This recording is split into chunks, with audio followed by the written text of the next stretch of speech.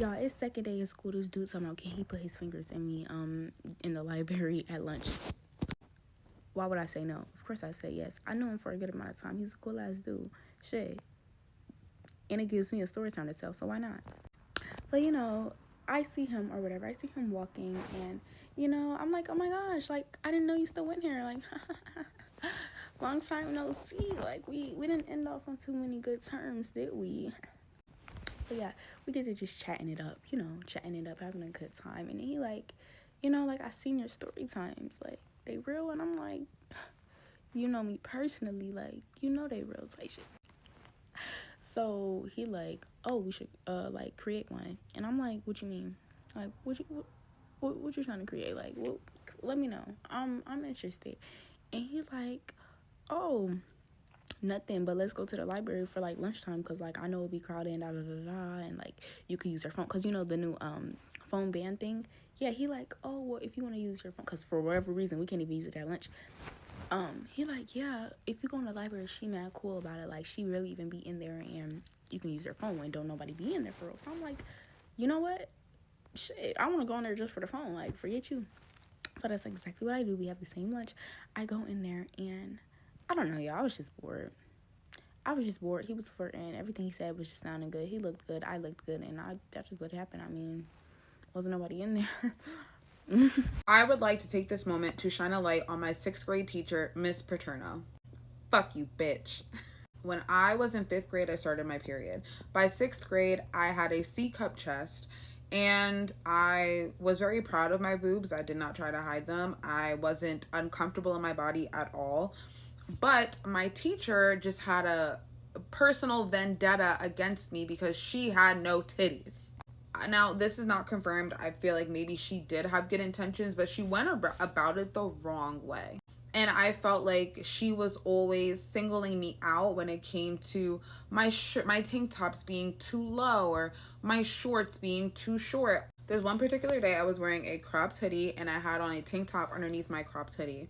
And she kept telling me to pull my tank top up. And I guess my tank top, it was just falling how a tank top falls because I had boobs. I didn't purposely pull it down. It just was sitting on my body. I've always just been a more developed girl, but that's because I started developing a little earlier. So Miss Paterno, I guess, got tired of asking me to pull my tank top up, and she told me to turn my tank top around. So I turned my tank top around, and of course everyone's like, why is your tank top backwards? Because it's like racer back. So it looked so weird. It just looked weird. And I remember I was like, I'm not walking around like this all day. So I went to the bathroom. I took a hair tie and I just tied up my tank top in the back. I tied the straps together so it'll just stay up. When I came back into the room, she looked at me and she was like, okay, so when I tell you to do something, you don't go behind my back and go switch and change it up. I told you to turn your tank top around for a reason. Whoa. I've always been the person where it's just like, I don't give a fuck what anyone says about me. I'm going to do whatever I want to do. I've always been that way. So it didn't really make me feel self-conscious. It mostly just pissed me the fuck off because it's like, bitch, if I want to wear my tank top, let me wear my tank top. If I want to wear my shorts, let me wear my shorts. Who the fuck are you? Mind you, my mom did not play that shit. I never went out the house looking crazy. My mom always bought me shirts in a size larger just to like make sure that I wasn't wearing anything too revealing or doing too much, too va-va-voom. Like, my mom was always trying to tone me down and put, get some reins on my outfits because of how developed I was. So it just like... And I always say that she always just was going so hard with me about my clothes because she was built like a little boy. She had no titties. She had no ass. She was super fucking skinny.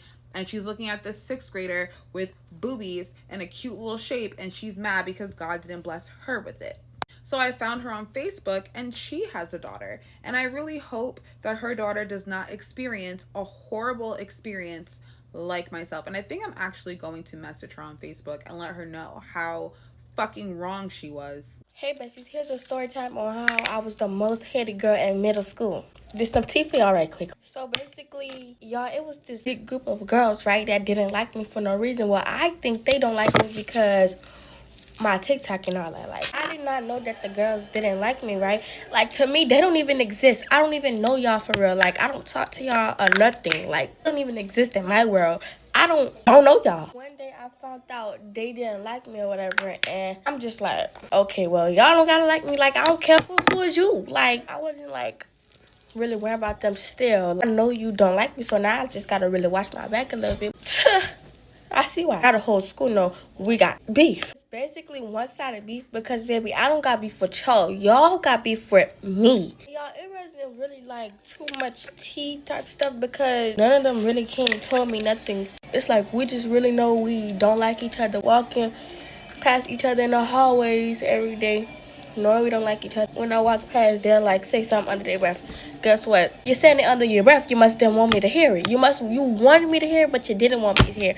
And you ain't said loud enough to where I could really hear. I'm walking past like, duh. They want to talk about me. Like, what they talking about? They talking about nothing. Mind y'all, it's buku of them. And like me, all my friends, because my friends hang around with me, right? So it's about 3-4 of us. Buku of them, like they in the teens type stuff. I'm telling y'all, we counted. It's about 13, probably more. Some of them say they like me, but they show me signs that they don't like me. Like, you could just tell when a person don't like you. I don't care, because who is y'all at the end of the day? Like, I don't know y'all. Y'all not important. I'm really not going to spill too much tea on here because what they not finna do is get clout off of me, because that's what it seemed like they wanted. They not finna get clout off me. That's what they not finna do, so I'm not finna spill too much tea. I'm just a girl who don't care because I know how this world works. But at the end of the day, I had more in store for me, so baby, it was more coming my way. Guess what? While they hating on me, I'm on to bigger and better. That's all the tea I'm gonna give y'all today because, like I said, they not finna get no clout off the queen. But if y'all stay to the end, comment pink emojis. Bye, Bessies. Love y'all. TTYL.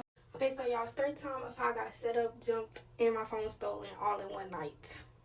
Okay, so y'all, I was like just going into like 9th grade, so it was like the first week of 9th grade, and I was like just getting to know people, whatever. And I had this homeboy named Jabo that I knew since I was in like middle school, and then I met Nara in middle school, which was my homegirl. She was like my only friend around this time, so like she was the person I would talk to about everything. Just like we was all hang out, like just yeah, we was close. So me, Quay, Nara had lunch together, and we was sitting at this table. We was sitting at the same table this one time, and then that's when Quay had brought up his girlfriend or whatever, and like he was talking about her or something, and I was like, oh, what your girlfriend look like? So he showed me what she looked like. I was like, oh, type shit, like she cute type shit. So then like a couple of days later, or like a week later, Javo had posted the same girl, but like on some friend shit, and I was like, oh, is this Quay girlfriend? I had replied, I was like, his Quay girlfriend. So me not knowing that the girl had Javo account, she took that offensive or some shit, and she was like thinking I fuck with him or some shit, like popping it. I'm just like, okay. So that's when I started popping it back, knowing me. Okay, so I really don't know how or why Nara inserted herself into this, but she had inserted herself in it too. Okay, so then like a week later, I had found out, mind you, okay, so before this, it's already like a whole clique versus clique beef because she had got her friends in it or whatever. It was, I didn't even know she had a twin at this time, but it was her twin sister, her, and Myra. Myra is my cousin, but Jalea is her best friend, so she chose them on her. So she's weird automatically. But then, so it was like them three versus me and Nara. Like we was arguing on Instagram or some shit, just petty shit, cause she thought I wanted her nigga and I did not want her nigga. So like that weekend of the first week of school, Quay had found out that Jalea was over at Java house, and he didn't like that because like he found that weird or whatever. So that's when he was flirting with me and some shit. So I was like, I'm gonna make this bitch mad on some petty shit. Like, not gonna lie, I would never do no shit like that now. But like back then, yeah, I was gonna like just, you know, flirt with him or whatever, just to, you know, stir the pot.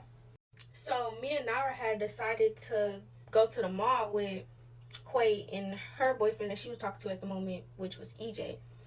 So we went to the mall that Saturday, and then Jalea had found out, and she was mad, like she was texting, popping or whatever, and then I had Javo account on my phone, so I had went live on his account. I'm just chilling, like we just posted up in the camera, just being petty, just like acting like we don't give a fuck. No, we gave a fuck. So then Javo got mad, like he wanted to fight Quay and EJ.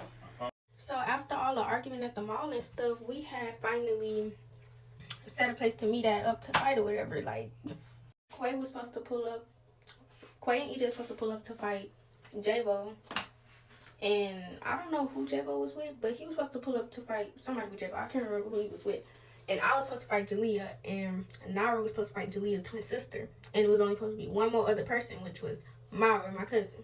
So we get home or whatever. We get ready to go fight. We like I had called Jevo because I felt like I could trust Jevo. So I'm like, hey, no jumping shit. Like, oh God, like y'all better not be on no jumping shit. Like, be cool. He's like, ain't nobody jumping. It's just us. Like, everybody who was supposed to be. So we still didn't trust it. So we had Nara's sister come, her older sister, and we had Nara's brother come, which is her younger brother. And then, so we had told her mama that we was going to the mall or something. We told her we was going somewhere, but we really got an Uber and went to the park. So we pull up to the park. It's a whole group of dudes fighting. Like, it was like dudes from our school. Like, I didn't even know what these people had to do with anything. I don't know why they was fighting, but they was fighting. Like, and then it's like a park with the slide and all that. I look over there, it's like 5 girls standing up there. I'm like, my adrenaline was high. So my adrenaline be high, I be on go. So I didn't even care who was up there. I just walked up into the middle of the field and I'm just like standing there like, what's up? I didn't even look at the boys fighting. This was a red flag of Anara. Like, Anara didn't even walk up with me. She stayed with her sister, talk about they gonna jump, something like that, which was smart. But still, my friend going out there with some girls, I'm gonna go with her still. So Jalea was standing right there, but she did not like step into the field to fight me. She was trying to like, I don't know what she was doing, but she was just standing there. That's when this fat ass bitch ran down the stairs and ran up on me, y'all. I didn't even know who this girl was from Adam and Eve. This bitch ran up on me, and we started fighting. Y'all, I was beating her ass. I ended up getting her on the ground, and I was on top of her, and I was like hitting her. So that's when Jalea jumped in. She grabbed me by my hair, and she pulled me off her. And that's when Anara like stepped out, but she stepped back, and that's when I'm getting jumped. So when Anara stepped up, Jalea kind of like bucked at Anara. And then that's when Jalea let me go. And that's when Imwe started fighting me again, which was the fat girl name who ran up on me. Her name is Imwe. So we're fighting. She ended up getting me back. She didn't get me back on the ground. She never had me on the ground. I had her on the ground first. We had got up, and then that's when we fell again. She rolled over on top of me. And then she sat on me. And when she sat on me, y'all, it was over with. Y'all know what happened. She was over with. I couldn't get up. I was just trying to fight back. I was just fighting back. That's all I was doing. So they ended up breaking up that fight. And then I'm yelling because I just got jumped, so I was mad. And that's when Jalea tells Mara, which is my cousin, she tell her to run up on me. And I'm like, no, wait, let me catch my breath, then we can run that fade. So Jalea was like, ain't nobody give a fuck about that shit, run up on that bitch. So Mara run up on me. I'm fighting her against the fence, I'm uppercutting her ass, I'm whipping her ass. And in the middle of me and Mara fighting, Jalea and Nara start fighting somehow. But Nara was losing. So that's when Nara's sister dropped my phone to help her sister, which I would do that too for my sister. Wait, no, Nara's sister didn't drop my phone. Nara's sister dropped her phone. And that's when Nara's brother had my phone. He was recording from my phone. He was on live from my phone, actually. So that's when, as Nara's sister jumped in for her sister, Nara's sister stopped fighting the twin sister. So everybody just fighting. So that's when they break it up. For some reason, somehow, mind you, the only boy that was with us was Nara's little brother. So y'all remember when I told you all them boys was fighting each other in the beginning when we first walked in there? Why all of them literally kumbaya and started jumping this girl little brother? Like, they all started jumping him. Like, I'm talking about, they took his pants off. They was jumping him. Like, mind you, this little boy was in 6th grade at the time. So they all high schoolers jumping this little ass boy. So as they jumping him, I'm like, I'm not even worried about fighting the girls no more. I'm just trying to get them off of the boy because he's a little ass boy. But I'm not finna hit these niggas. I knew if I would have hit their ass, they was finna knock off mask. Because I was finna fight one of the little boys because he started yelling in my face. So I pushed his ass. I didn't even know who he was. But he had went and told his sister or whatever. But, I already fought her. So his sister is Emily, I guess. I don't know. But, yeah, I already fought her. So she didn't, come back. But everybody was trying to get not everybody. While all them boys was jumping on the little boy, me, Nara, and Nara's sister was trying to get the boys off of him, yeah. So that's when the police pulled up because somebody from the neighborhood called the police, and then they all took off running. They picked up my phone and Nara's brother's phone. They picked up the phones, and they took off running. I took off running, too. I didn't take off running with them, but I took off running the opposite way, and I had ran in some bushes. I ended up coming out the bushes like 2 minutes after because I'm scared of bugs. So I was like, hell no, this life not for me. So that's when the police came or whatever, and then they was asking what happened. And they was, so somehow Emway mama pulled up. I don't know how she knew who it was, but she pulled up looking for Emway. So that's when Nara's sister was telling the police what happened or whatever, and her boyfriend also pulled up. So she was telling the police what happened or whatever, and I told the police I need my phone back. That's when I went to talk to them, because I told them somebody got my phone. I don't know which one of them little niggas got my phone, but one of them got my phone. So Nara had my location, and I looked from her phone to find my location on my phone, and it said my phone was in somebody's backyard. So the police went over there. They said they went to look for it, but they didn't find it. And then that's when my phone had powered off. And yeah, later that night, they had went on live, popping it with my phone and the boy phone. Talk about they beat me up and shit. But I'm gonna show the video, y'all. Story time on how I snuck out to go to a party and I got caught. And then after getting caught, my mom basically found out everything I had been hiding from her from 10th grade to that point, to present, basically. Now, frankly, I think this is a really interesting story time, but for you to understand why, like, I did some of the things that I did, you're gonna have to I'm gonna have to do another story time about the first party that I snuck out and went to. But that's gonna be for another day, yeah.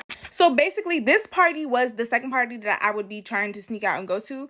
And basically, I had snuck out by going on my roof, jumping down, and getting in friend's car.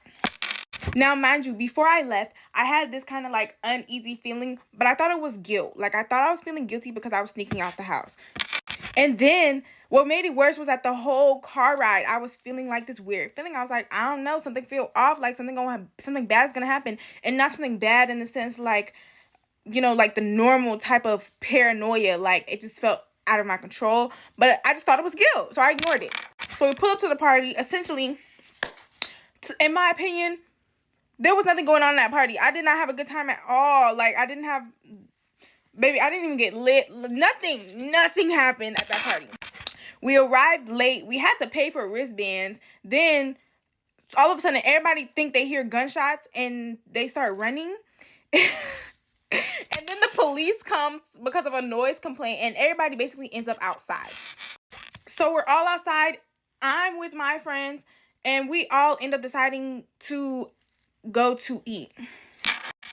I was very hungry. My mouth was really super dry. Like, I was frankly uncomfortable, and I was like, you know what? The food is probably finna hit better than this party. So I'm like, you know what? Whenever y'all are ready, let's go to this car. So your girl is walking with her friends to the car. Then I hear a ding. I hear a ding on my phone. I look down at my phone. An unsaved number is texting me, your mom looking for you. My who? Guys, I kid you not. I didn't even know what to do in that moment. So I look over to friend and say, friend, I've been caught. And then friend's like, no way. We just didn't know what to do. So this is when everything started going to shit, basically. So not only did I get caught, my mom was plotting on pulling up to the party because she had my location. I know you're probably thinking, Destiny, why didn't you unshare your location? Guys, I swear this woman was gaslighting me or something, but literally every single time we would be in the car together prior to this moment, she would be like, why aren't you sharing your location? Why aren't you sharing your location? But mind you, the whole time I was like, it said I was sharing my location with her, so I thought it just didn't work. I thought I thought God was on my side. Like, I don't know. So basically, oh, I need to explain to y'all. The unsaved number who texted me was one of my younger cousins, and it was actually, yeah, basically he told me that my mom had went upstairs and she saw that I wasn't in my bed. Like, I had made a little fake pillow body or whatever, but she doesn't normally check my room, guys. Like, this was a first for her. She don't normally just come in my room at night. But yeah. So they end up telling me, and I'm telling friend, I'm like, we gotta go. My mom is like trying to come here. She's trying to pull up on me. So we get in the car, and then two other girls are like in the back seat of the same car. It's me, friend, and then two girls. And I'm telling him, so yeah, she's trying to come, she's trying to pull up. So I call mom so I can try and like defer the situation, maybe try and get out of it. Cause I feel like she'd be less mad if she found out I snuck out to go to Wingstop than she would be to find out I snuck out to go to a party. So basically, my lie did not even work. So yeah, but luckily for me, I made it home before before she did, and she tried to lock me out of the house. So basically, I was gonna sneak back into the garage like I did last time, but she turned the power off in the garage, one. But I had another way in the house that I'm not gonna disclose because I can't be that federal. Like, I can't be that federal. And the reason I can't be that federal is because the last story time that I did about bowling ball saw it because I'm being federal again. But yeah, anyway, so I get back home, I FaceTime mom, and I'm telling her, Mom, I'm in the house, like, and this girl is at the party. This girl's at the party. She's at the party.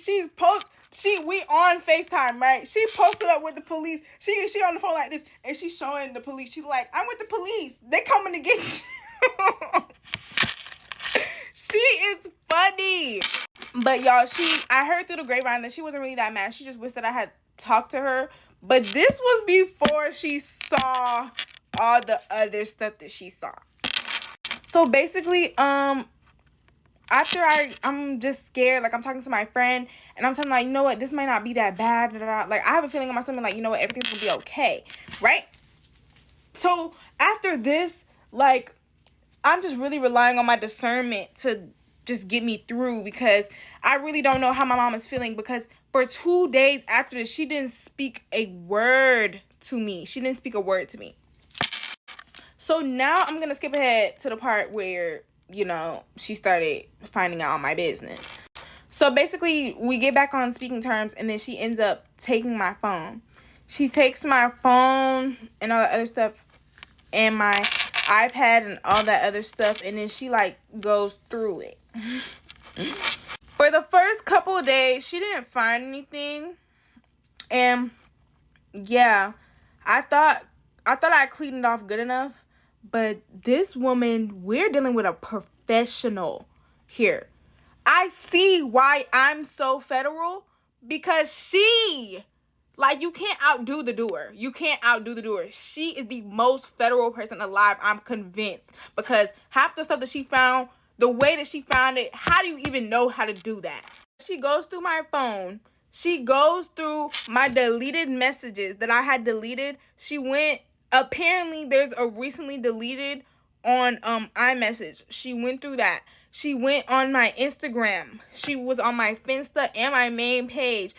I archived all my posts with all like the crazy stuff on it. She found the archive. Like, she went through the archive. She went through the archive of the post. And not only that, she found old stories of me, like from 10th grade to now, of me doing stuff that I'm not supposed to be doing. And majority of the bad stuff was stuff that I had did when I went to party number 1, which is why I have to give y'all a story time on party number 1, so you can really know the real gravity of what she saw. But yeah, she saw a lot of stuff that she didn't want to see, and for at least like a month, after 2 weeks, no, it was like a week and a half or something, I ended up getting my phone back, but I was on like probation or whatever. So I had to return it at 10. But eventually I just stopped doing that because, hello, like, I'm about to be grown, like, you know. But yeah. So, yeah, that's really the end of the story time. I'm trying to think if I left something out. But that's more of a condensed version. But I didn't want to go into too much detail because I didn't want this story time to be like a 2-part story time, because I hate 2-part videos. But yeah, moral of the story, listen to your gut. Like, if your gut is telling you not to do something, then don't do it. Because when I went to the first party, I had regular paranoia, but I didn't have no gut dropping feeling telling me something's wrong. So, listen to your gut. Or, if you're not going to listen to your gut, listen to your parents. Hey guys, I'm bored, so let me get a story time on why you should never fuck with a white boy. And I'm talking about those ones that have never messed with a black girl or any ethnic girl ever. Like, they've just dated straight white girls their whole life. So basically, y'all, this started at the beginning of the summer. There was this white boy in my class that I went to school with all 4 years, and I always thought he was cutesy. He was like a little baseball white boy, ginger curly hair. I always thought he was cute. So one day, we're in class, y'all, and he walks in with blonde hair, and I'm like, who the fuck is this? Like, you look sexy. So after that, I'm not gonna lie, like, I was plotting and scheming to get him. Like, one day I added him on Snapchat, but I just never snapped him because I was too scared. So I would be in class telling everybody how I'm gonna throw a graduation party for graduation. And he would always ask me, like, is he invited? Can his friends come? Can his baseball friends come? And I'm like, yeah, I don't care. Mind y'all, we live in the same neighborhood. Like, I mean, we live like 4 houses down from each other. So graduation day gets here, y'all, and I'm setting stuff up for the party. People start arriving. Okay, the baseball boys finally arrive. And one thing about white boys is, like, they don't know how to get regular drunk. Like, they always take it to the max and get fucked up. Like, they always get slutty drunk. So, y'all, he's sitting here, like, hammered. Like, he's drunk as fuck. He's all up in my neighbor's yard, and I'm like, bro, you have to, like, get up. And he's on his knees, and he grabs my waist. And I'm like, and I move his hands, and I'm like, baby, you have to get up. Like, you have liquor in your hand. It's a big-ass jug of Tito's, and we're underage. I'm like, you have to get the fuck up. So I pick him up, and I take him to the back, y'all. Like, he was drunk as fuck. Like, his friends came chasing him on a golf cart and shit. Like, he was drunk. So after my party had ended, I had went downtown and got drunk myself. And I'm not gonna lie, I texted him on Snapchat. But I did ended up accidentally texting him, and I was like, you look good as shit. Accidentally? It should have been a fucking accident. So after that, the next morning, y'all, he replied, and he was like, my bad, I wasn't home, but you should have came to my house. And I was like, So we were talking and snapping a little bit, and he was just like, one day, he wants me to come over to his house, and we watch a movie. So one day he texts me, and he's like, do you want to come over today? And I'm like, yeah. So he's like asking me, do you want me to pick you up? And I'm like, why the fuck would I get you to pick me up? And we live in the same neighborhood. I'm like, I can literally walk. So y'all, I'm walking my ass over there. Let me roll the footage. I'm walking my little happy ass over there. As y'all can see, I get to his house. I'm like, I'm here. He opens up the garage. I walk in the house. You know, we chilling. We watching Stranger Things or whatever, y'all. One thing leads to another. I'm getting cracked. And I mean, like, I'm getting cracked. And I'm not gonna lie, would it be crazy to say that he was my first? Never let them know your next move. And I'm not even gonna lie, it was amazing. Like, that was a life-changing experience. So after we got done, he was like, do you want me to take you home? And I'm like, I can walk. And he was like, I'm not letting you walk. And that's where he got me, y'all. I thought he was different because he dropped me off home instead of letting me walk. No! So he drops me off home, and I'm not gonna lie, I was a little sad because, like, he didn't even check up on me, ask me if I was okay or anything. Like, he literally just snapped me 5 hours later, like, everything was normal. And I was just like, oh. And I was like, damn, like, this is what I get for being fucking easy. But, like, I couldn't help it. Like, we fuck up. So we still snapping or whatever, y'all. And, like, a week later, he was like, he's going on a beach trip, and he wants to see me when he gets back. So I'm like, okay, sure. Out of nowhere. I'm fucking Ghosted. I mean, I snapped him. He wouldn't reply. I snapped him again. He wouldn't reply. 1 day turned to 2. 2 turned to 3. 3 turned to 4. 4 turned to a week. A week turned into 2 weeks. So I texted him on, like, 2 different occasions for closure because I thought I did something wrong. I got no reply. I mean, like, y'all, I would be on delivered for, like, 2 days, and he would be active, like, purposefully just not opening the message. So I'm not gonna lie, after that, y'all, like, I was actually sad as fuck. Like, I couldn't even post a story time, y'all. Like, he literally fucked me up for, like, a good month. Like, he fucked me up for, like, a good month. Like, I couldn't even post story times. I didn't even want to be on TikTok. I didn't care about a TikTok or nothing. I didn't care about my life. And what didn't make it any better is that, like, he literally lived in my neighborhood. So I would see him coming in the neighborhood, leaving the neighborhood, acting like I didn't even exist. I would see him outside, acting like I just didn't even exist, y'all. And I'm not gonna lie, I was hurt as fuck. but I learned my lesson to not be fucking easy anymore. And I actually thought he was cute. Like, I thought we were gonna have, like, a little fling going on. No. And then what makes it worse is I remember I was asking my friend about him one day, and he was saying how that the boy that I was messing with was like, he wanted to get his black card. And if y'all don't know what that means, let me just break it down for you. It's when a white boy cracks a black girl and goes and tells his friends he cracked his first black girl. But that's not even the worst part of the story, y'all. It just gets worse. Why the fuck? I was minding my business, y'all. Mind you, like, I've been ghosted since he ghosted me back in, like, July or June. Out of nowhere. This nigga fucking Snap me! Y'all, it was like PTSD. Like, I'm reliving the trauma All over again. So in honor of him snapping me, this is the story time. And I truly feel like he is dead-ass evil as fuck because, like, he know he did me, like, the worst way. And I didn't do anything to him at all, y'all. He did me the worst way. And then he's gonna randomly snap me 2 months